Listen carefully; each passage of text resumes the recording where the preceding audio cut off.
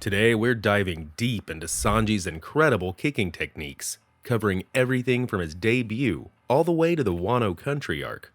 You know the kicks I'm talking about, the iconic collier shoot and the fiery Diable Jambe, right?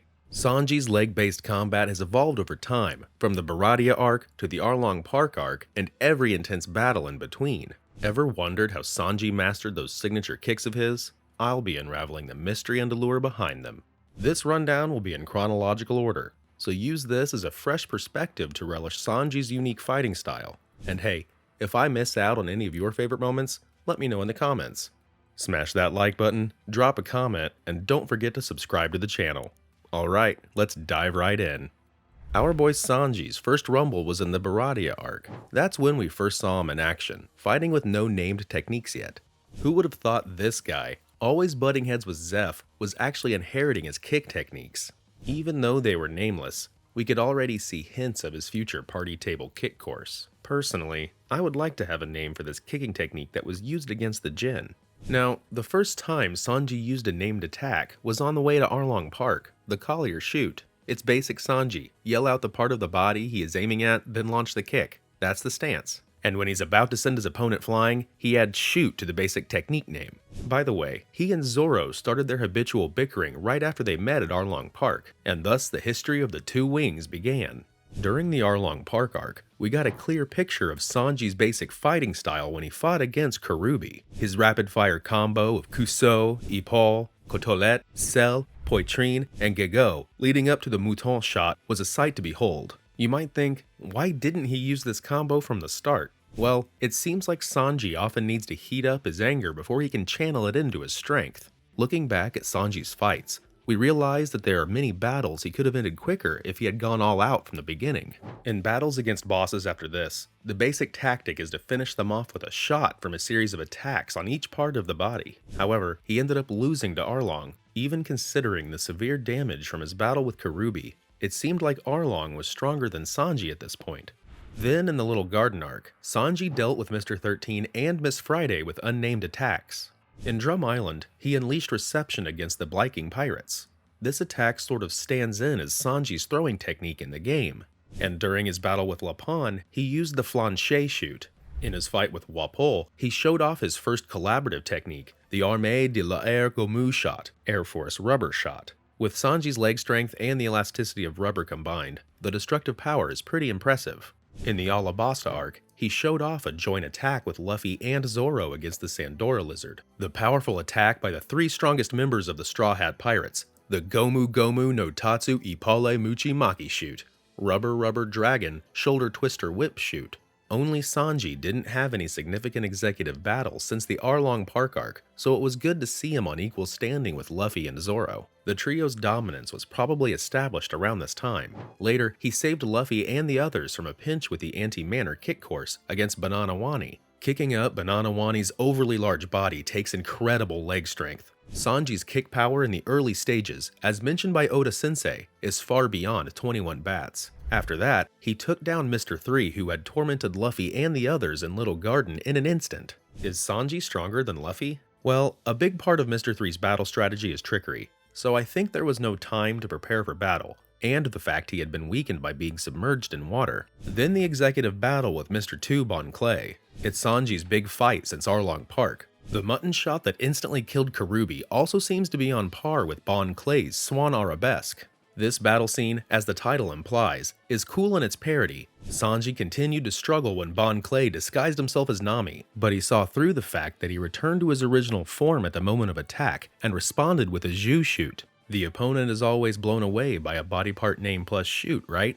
After that, he connected his favorite continuous attacks from Birth Coat to Tandron and Ranji, but Bon Clay also responded with Franche. I love the storyline that this Bon Clay is enduring. The exchange of techniques continues with Quasi, Q, Kuso, Jarre, and the finish is Bow Shot. Like a gunslinger's duel, the two stood for a while, but the one who couldn't withstand the shock and was blown away was Bon Clay. Sanji won the fight after a deadly battle. This scene where the battle is settled is really cool. Considering the accumulation of damage during the Nami disguise, it feels like Sanji is better at simple physical combat. In Skypiea, he cooperated with Luffy and Usopp to fight the priest Satori. Even if Luffy seals the movement, he will finish with a concuss. Sanji's leg strength plus the power of rotation makes it an ultra-powerful heel drop. This technique is incredibly cool. He was then defeated by Enel. He could take him for a ride, but Enel is just too cheaty. In Long Ring Long Land, he challenged Davy back fight with Zoro. At the time, I was super excited about these two facing two large enemies in this spread, but the two, whose combinations were all over the place, were beaten up by the enemy. Sanji kicked up Homburg with a Boucoutier shoot and Big Pun with an anti-manner kick course. He also launched a joint attack with Zoro, and the finishing blow was Sanji's Armée de l'Air power shoot. With Sanji's leg strength and Zoro's arm strength, they slam the enemy into the ring just like a dunk shot. When Zoro and Sanji team up, there's no enemy. After that, he made a slice shoot against Aokiji, but his feet were frozen. At that time, the Straw Hat crew was unable to do anything against a Logia-type Admiral class. In the Water 7 arc at Frankie House, there was a raid by the Straw Hat pirates. It was revenge for Usopp, but it's really hot. Here he kicked several weak opponents at once in a party table kick course. It looks like a breakdance technique, but it seems like arm strength is also necessarily proportional to leg strength. I wonder if the revolving kick in the Baratie arc was also this kick.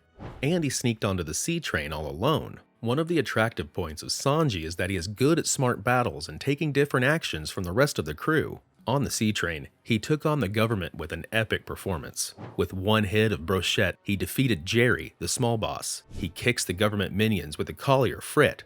I don't know the difference between a shoot and a Frit. I'm not sure about the official difference, but seeing the Frit assortie that appeared in Thriller Bark, I guess it means a pattern of kicking up. On the sea train, there was also a fight with Wanzi, who was like a mid-boss. At first, Sanji was comfortably fighting against Wanzi, but his Escalope failed against Wanzi's Ramen Kempo. I suppose this guy is stronger than Colonel T-Bone, at least in terms of his position. For the first time, due to his opponent being covered in food, Sanji uses a knife in combat other than his leg techniques. He successfully peels off the noodles covering his body with an épée de cuisine. Looking at his knife work, it seems like Sanji could be pretty strong if he learned proper swordsmanship. From there, Sanji launched a barrage shot. Kicking into the facial area in detail to be able to perform plastic surgery is too skillful. And the final blow is 3-point decoupage, a great technique that launches a 3-hit combo in an instant.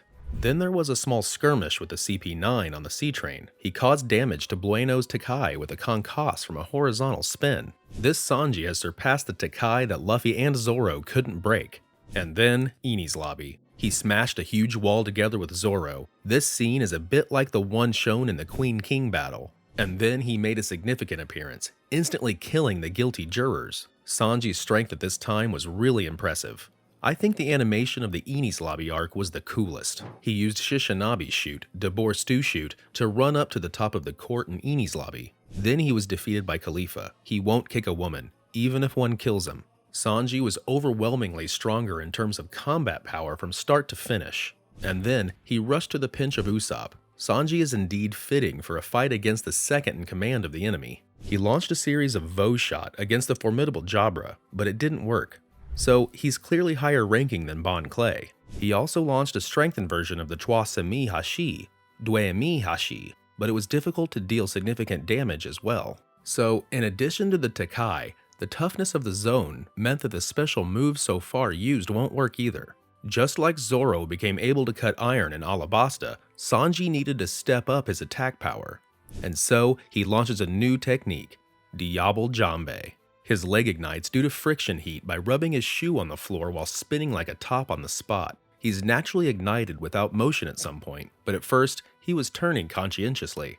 The high temperature leg is further accelerated by the speed of the attack, and its power is like a devil. He was able to break the Takai and inflict major damage. It was perhaps the moment he surpassed Zeph in his prime, who was able to leave footprints on steel with his leg strength. He tried to finish it off with a Premiere Hashi, but it is dodged. The final blow to Jabra was the Flambage shot, a full-force attack from the Diable Jambe. This time it's not named after a food, and it's unusually a one-hit kill big move for Sanji.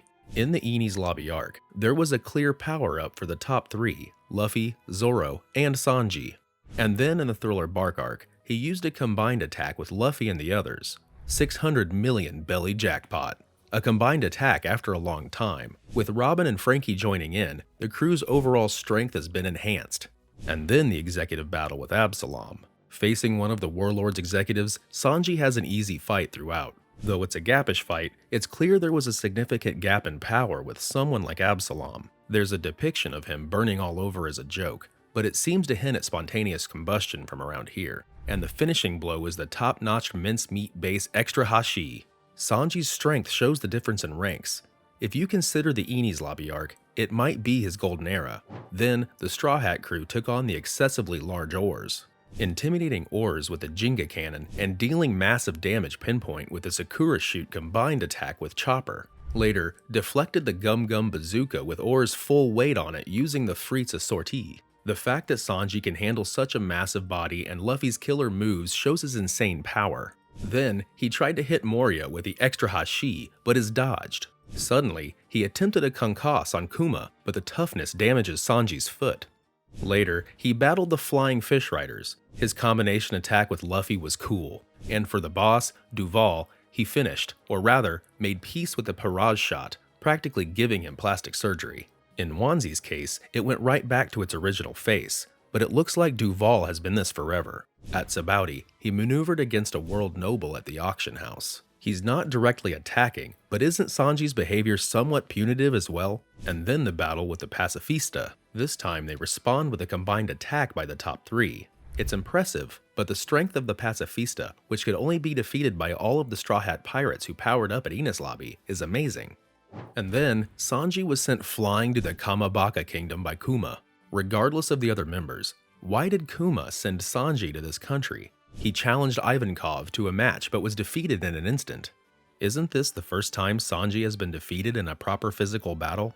Aside from Enel, the Arlong battle might have been a defeat in a physical battle too. Ivankov is supposed to be strong, but he's already lost to Magellan at Impelled Down. Luffy's master is Riley, and Zoro's master is Mihawk. By comparison, as a Sanji fan, we were slightly worried about the next 2 years because there was too much disparity in the difference between the masters. And 2 years later, Sanji and Zoro instantly shot down the Pacifista, which they barely defeated with the whole crew's finishing moves. Diable Jambe can now be ignited without motion due to 2 years of training. On the way to Fishman Island at the bottom of the sea, he jumps out with a blue walk against the excessively large Surumi, and fights back with Bien Quit, Grill Shot. Being able to move quickly in the water, which hasn't been shown much in the work, seems pretty convenient.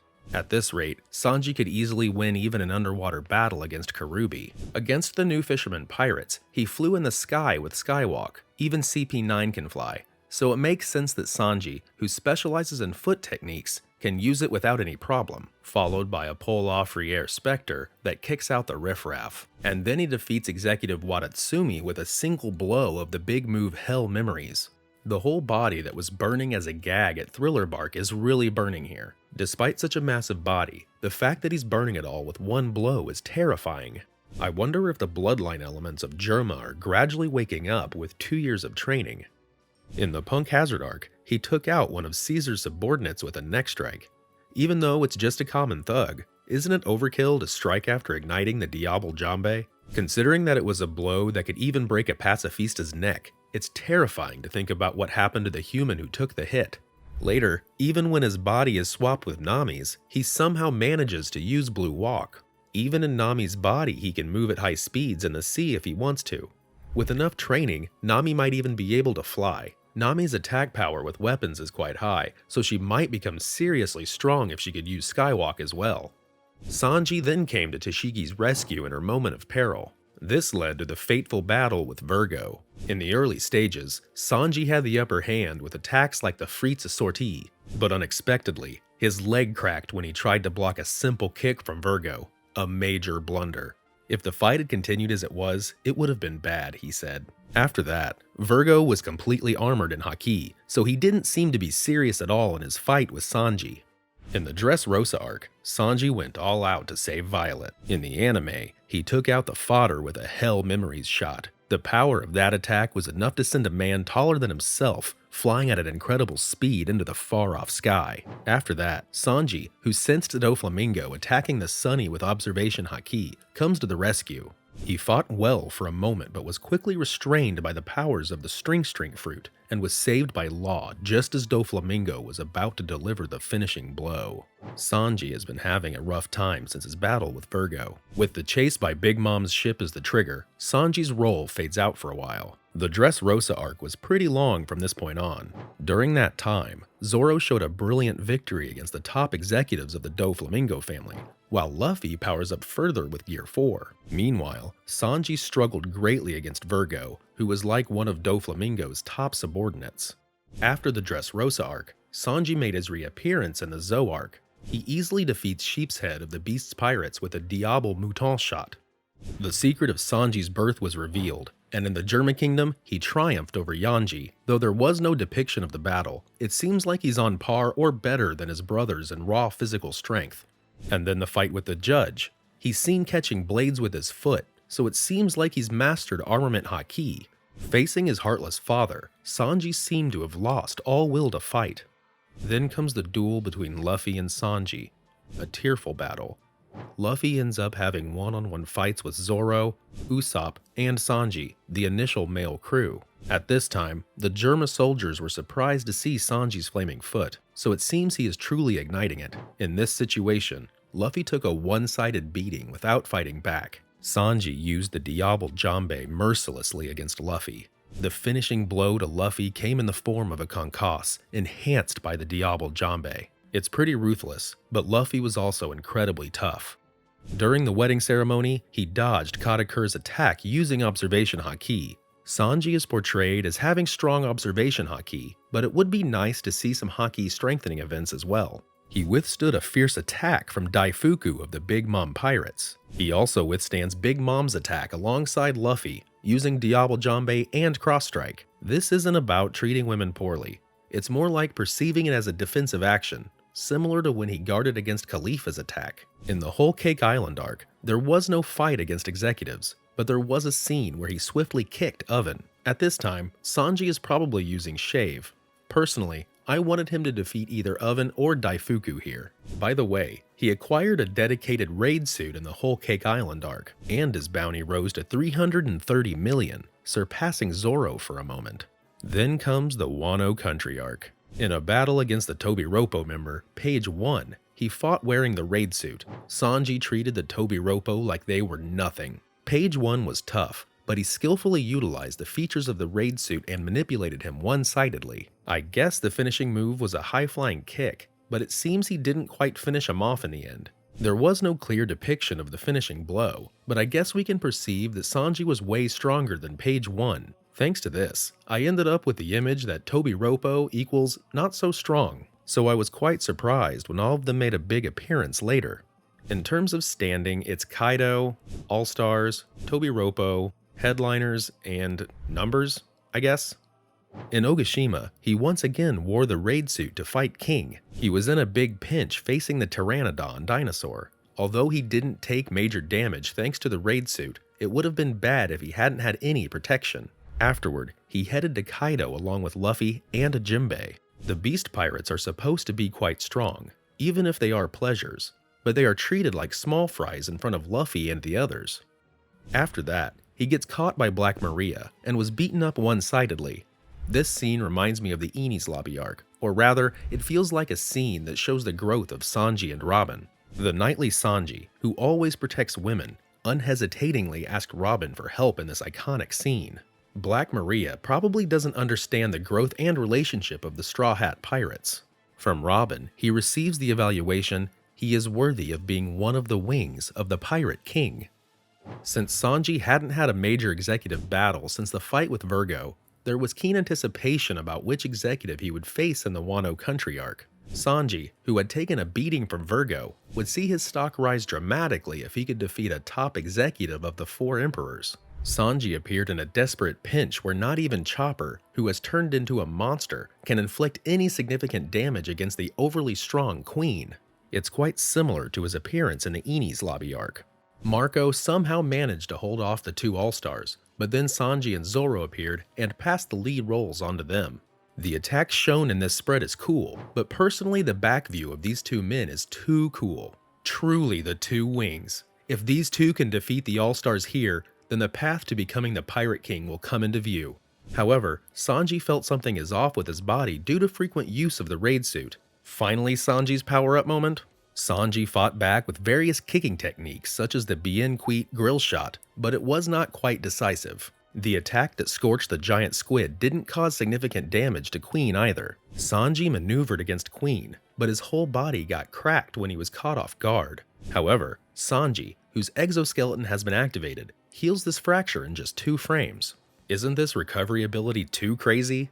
Regretting that the raid suit had awakened Germa's genes, Sanji was ready from the bottom of his heart to destroy the suit and challenge Queen to a final battle. There are pros and cons, but I would like to praise Sanji for deciding to fight without the raid suit. If he won only because of the raid suit, it would give the impression that he is inferior to Zoro when it comes to fighting without it, so I personally think it's a good call. After the body aches have subsided, I noticed that the direction of Sanji's eyebrows have subtly changed. Sanji naturally set his whole body on fire and launched hell memories. Even the tough dinosaur-type Queen has accumulated some damage, and the one to deliver the finishing blow to Queen is the new technique, Ifrit Jambe. In addition to the exoskeleton, strength, and speed, the power of the armament haki that he has been training wraps around his leg, which becomes stronger and clad in a higher temperature flame.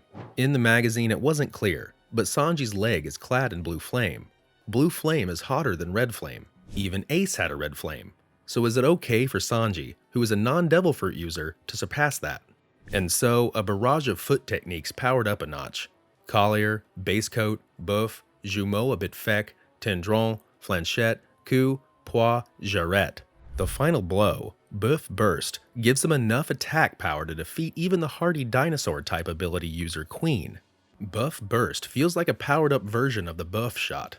So far, we have looked back at Sanji's main battles, from his first appearance to after the Wano country arc, and introduced Sanji's foot techniques. It's been a tough time for Sanji fans since the Virgo battle, but I didn't expect such a rapid power-up due to the unexpected awakening of Germa's genetic factors. Thanks to the activation of the exoskeleton, in terms of physical strength, he might be one of the top abilities in One Piece. In a world where there are no rules about what to use, such as Devil Fruit abilities or weapons, Sanji, who doesn't even use his hands and only his legs, is too cool. With the exoskeleton plus armament haki, he could probably fight normally even against Zoro's sword. I do get the feeling he would be cut by the haki-clad Enma, but after the Wano country arc, there are more scenes of Zoro and Sanji bickering. Personally, I hope he continues to run in parallel with Zoro until the end. This channel posts summaries, explanations, and ranking videos related to One Piece. If you like One Piece, we would be happy if you could support us by subscribing to our channel and commenting. Thank you for watching till the end. See you in the next video.